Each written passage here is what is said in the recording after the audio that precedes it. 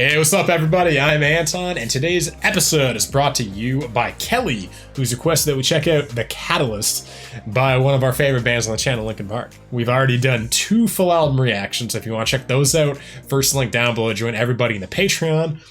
And that's it, so let's get into Linkin Park, The Catalyst.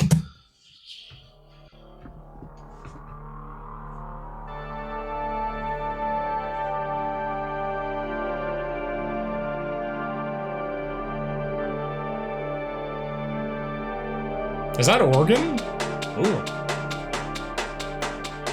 God bless us, everyone. We were broken people living under loaded gun. This is so different for Linkin Park, man. It can't be outmatched, it can't be outrun. No. God bless us, everyone. We were broken people living under That like groove and repetition, eh?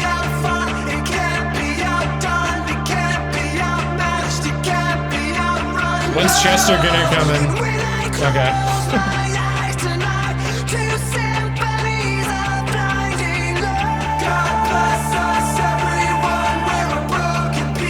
Yeah, this is fucking cool.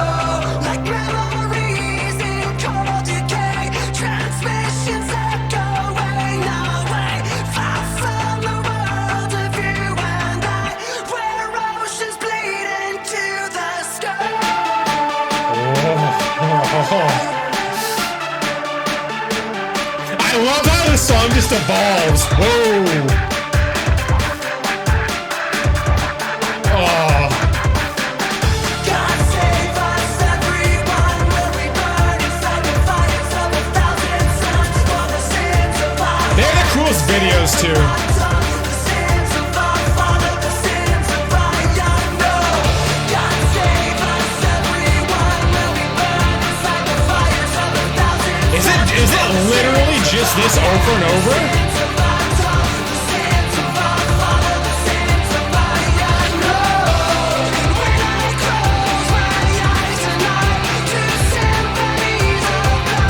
And then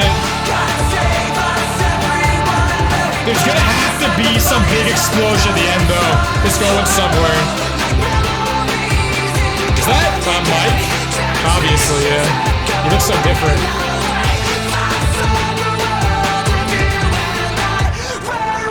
Okay, what's happening here?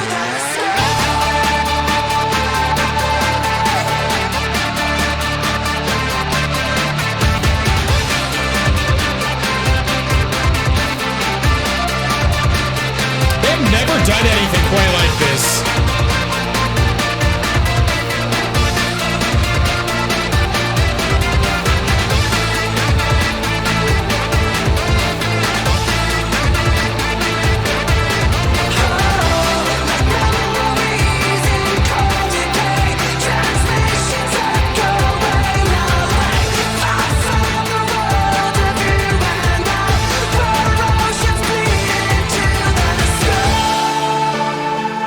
Okay, it's pulling back. It's not gonna get bigger.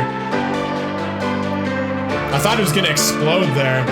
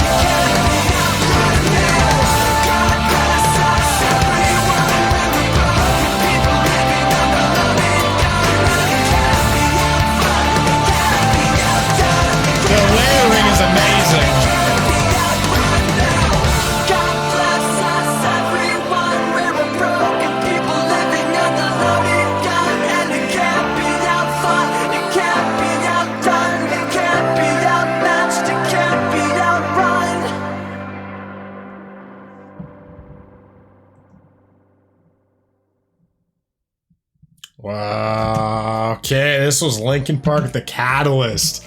This was brilliant in a completely different way than Linkin Park usually does. Like,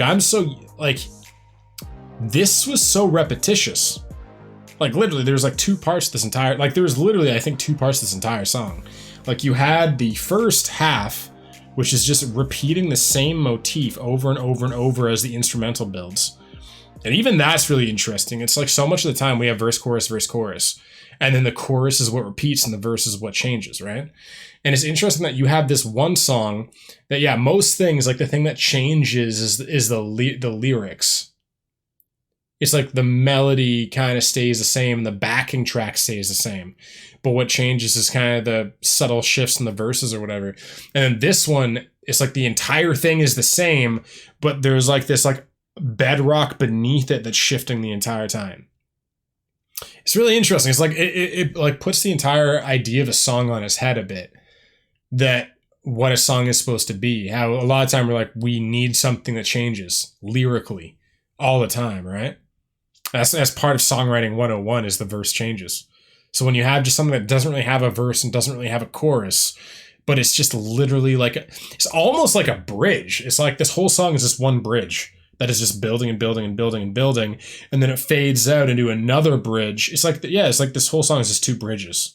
And then there's like the first half of the bridge. And then what's cool is they bring the first half of the bridge, the second half of the bridge, layer them, and then build it up again. Where the main vocal is the second bridge and then harmonized by the first bridge. Or it might be, I think that's it, but it also might be the complete opposite actually. But it's just like, this is so different for like any band. Like, what other bands have done something like this? Where it's literally like the exact same the entire way through. It's just, it's interesting. And then just even again the glitchy aspects in the vocals. Joe's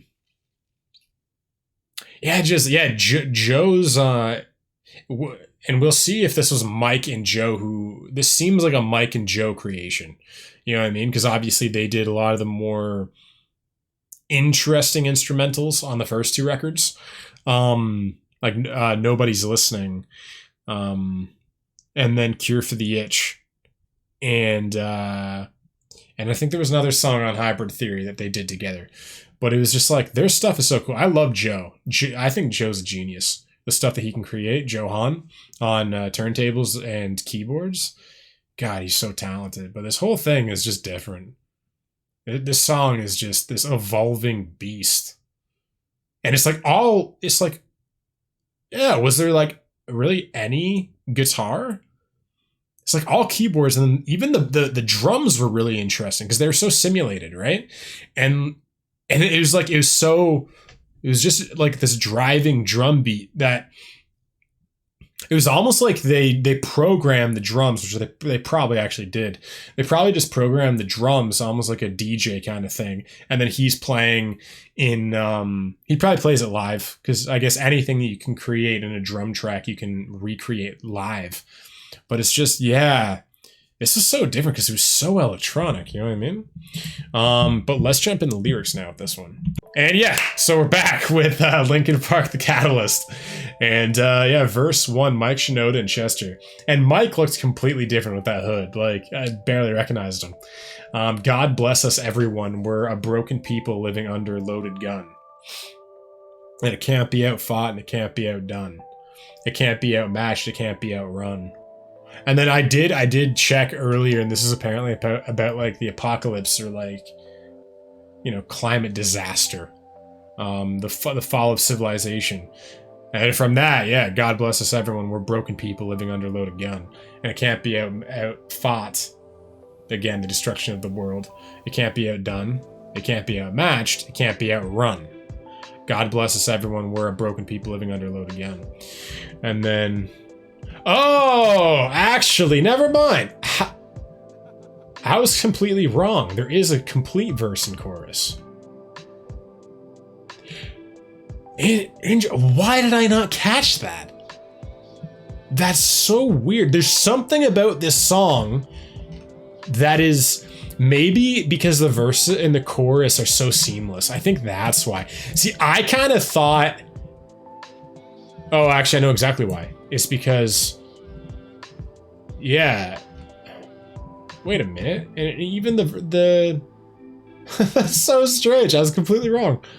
Yeah, the chorus is the same, and the verses actually do change. Wow. Maybe because there's so many verses. Something about this threw me off. Do you know what I mean? I don't know what did, because like I think it's the instrumental threw me off. Because the instrumental I think that's it, because in so many songs the verse instrumental and the chorus instrumental are so different that I assumed, because the verse instrumental and the chorus instrumental almost felt like a continuation in some sense, that the verses and the chorus was looping the same words as well. So this whole thing, what threw me off was the instrumental. Is the instrumental is kind of ebbed and flowed and evolved. That's what threw me off everything. Interesting.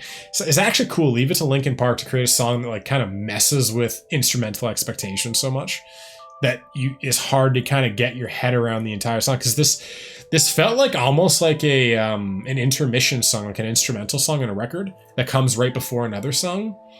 Like again, it felt and even the way the vocals were mixed, again, that electronic aspect, they kind of like seeped into the background. I think that was it. Everything kind of like bled together inside the instrumental, which didn't give a big feeling of separation with the verse and the chorus, which usually that's what marks a chorus and a verse in a song.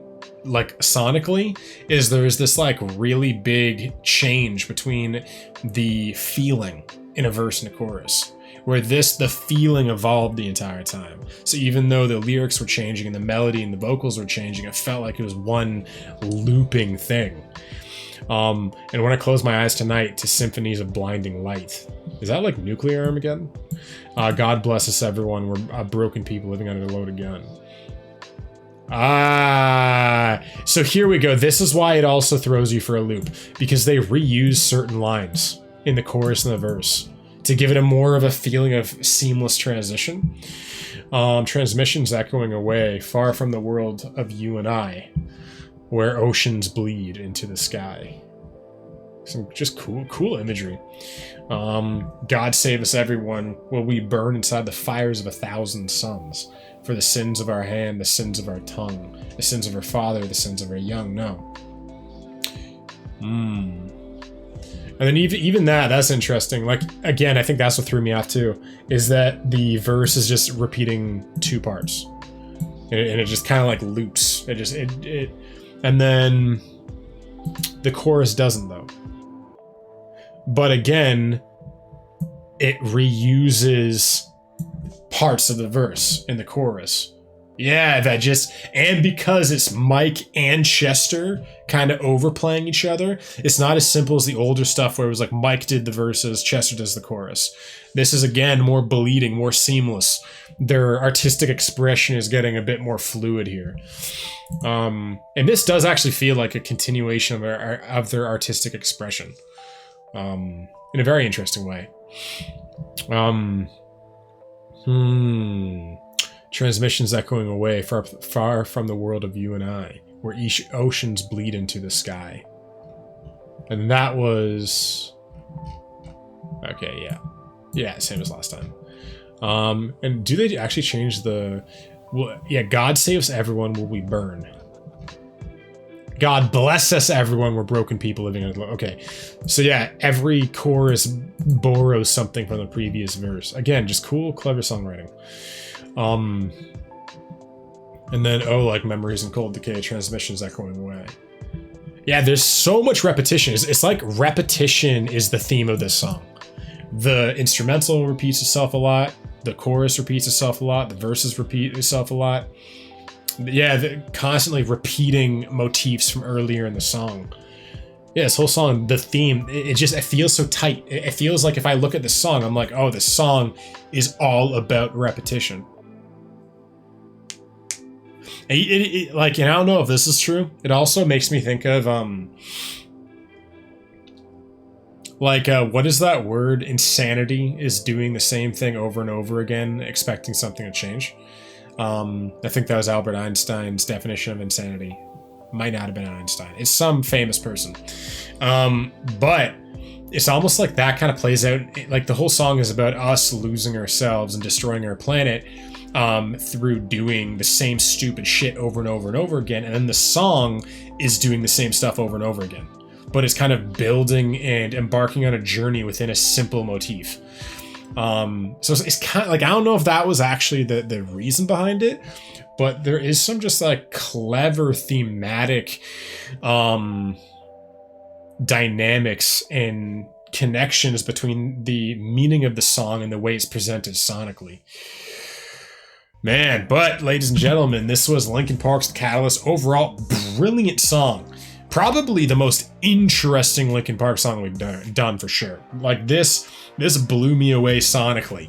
But yeah, what are your favorite Linkin Park songs? Let me know down below, because obviously they do a lot of different stuff. You know, they are constantly evolving of a band, and I just appreciate that so much, and I can't wait to check out more stuff from this record, because we'll see if this whole record, 1,000 Suns, is more electronic, more experimental, that kind of thing, because I'm definitely here for it. And we've done, obviously, tons of Linkin Park. We've done 2 full album reactions. If you want to check those out, join everyone in our Patreon family. First link in the description below. If you want to just check out all of our Linkin Park journey, click right here, and I'll see you in the next one.